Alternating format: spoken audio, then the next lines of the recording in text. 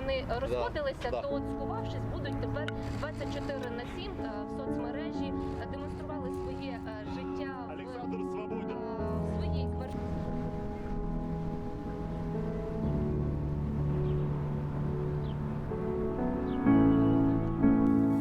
Мы будем счастливы и в дальнейшем, даже по раздельности.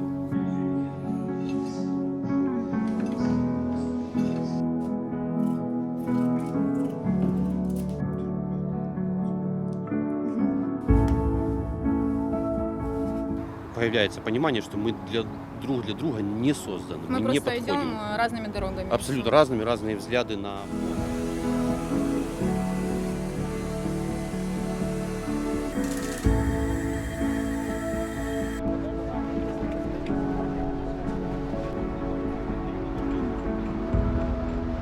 Мне кажется, в каждой девушке должна быть загадка какая-то, знаете, свое личное пространство. А так это просто мы находимся постоянно вместе, то есть у меня нет никакого внимания со стороны Александра, потому что как бы мы вместе, он не говорит мне там, я скучаю за тобой, но мне этого хочется слышать, такого нет.